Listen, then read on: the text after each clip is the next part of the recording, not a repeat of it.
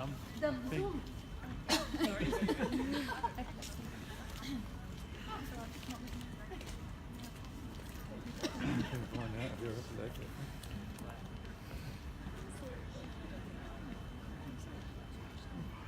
The show you're about to watch presents an artistic interpretation of real historic events.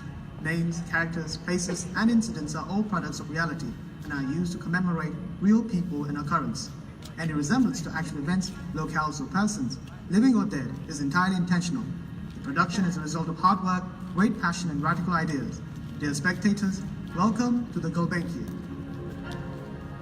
Everything started back in 1969. The last year of the decade was going to be a memorable one in humanity's history, making one small step for man, yet one giant leap for mankind. Neil Armstrong was going to be the first man to set foot on the moon. Coming down to Earth, a new music festival near New York City was going to mark the nucleus of a counterculture generation, supported by artists such as Jimi Hendrix, Janis Joplin, and The Who.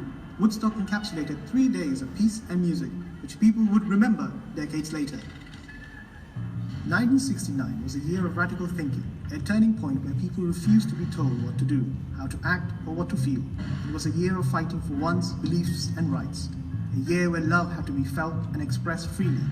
1969 marked the beginning of a series of riots starting off at Stonewall Inn in New York City, riots meant to protect and support the LGBT rights.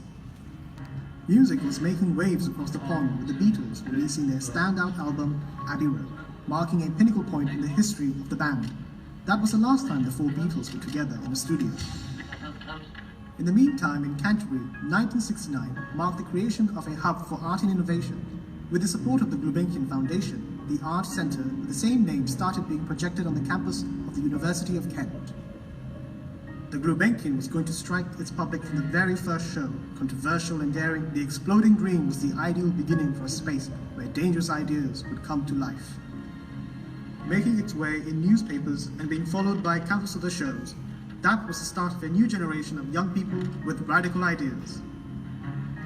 Students got more and more involved in every aspect of the Gulbenkian, from attending shows to acting in them and making the sets and props.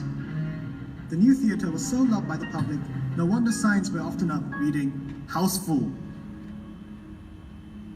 Making history on its own, the Gulbenkian was founded in the very proximity of the third railway ever to be built, known as the Crab and Winkle Line. It had been closed years before.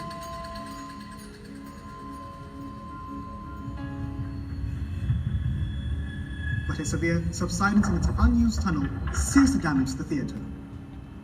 The same decade brought challenges for the entire United Kingdom. With the troubled economy that affected unions, coal miners decided to go on strike. A measure that had to be taken following the strikes to reduce the electricity consumption was to limit the commercial use of electricity to only 3 consecutive days a week. The 70s also marked a groundbreaking moment in the evolution of communication. This was when Ray Tomlinson managed to send the first email ever. Riots, music, technology, the world was changing. People were eager to discover more, to experiment more, and to experience more. One of those new experiences people were so excited to try was the wonderful world of video games, and Pong was one of the first arcade games the public fell in love with. The 80s began with the launch of one of the most loved games of all time, Pac-Man. It had its own mascot, established the maze chase genre, and it appealed to female players more than any other games at the time. In a nutshell, Pac-Man revolutionized the history of video games. The revolution continued with the Game Boy, a handheld device that delighted everyone with games such as Super Mario, Pokemon, and of course, the unforgettable Tetris. People started becoming much braver and true to themselves. They wanted to wonder more, to discover more, and to experience more. Nonetheless, the same dangerous ideas were being challenged right here at the Gulbenkian. Ben, a flamboyant play that questioned mentalities and doctrines, was going to be the first one in a series of memorable shows the public would remember years later. The following decade set the tone for operas that would unfold intriguing stories from all over the world to their spectators, entertaining and enthralling them here at the Gulbenkian. People were becoming more united. This spirit built the foundation of the European Union. Interconnectivity became real and accessible with the popularization of the World Wide Web. And so the internet was going to change the world forever. The early 2000s brought with them information, connectivity, and entertainment. As the world kept evolving, it became more progressive, and the Netherlands was going to set an amazing example when it became the first country in the world to legalize same-sex marriage. Connectivity quickly became the key word of the time. With the launch of the first iPhone and the popularization of texting, people could stay updated and communicate in no time. The same spirit of union took over the students at the University of Kent as well. And when the time arrived, they stood up for their beliefs together. In 2010, students would gather all over the country to make their voices heard as the university fees had been raised. But their voices also had to be heard in regard to what made students happy. And here at the Gulbenkian, that was art.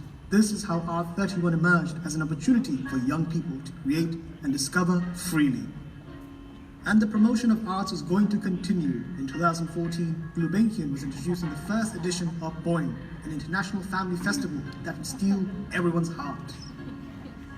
It all comes today. Undoubtedly, the past 50 years changed the humanity immensely. We discovered, we fought, we created, and we loved together, united. And today, we are all here in union. We are all here at the Gulbenkian.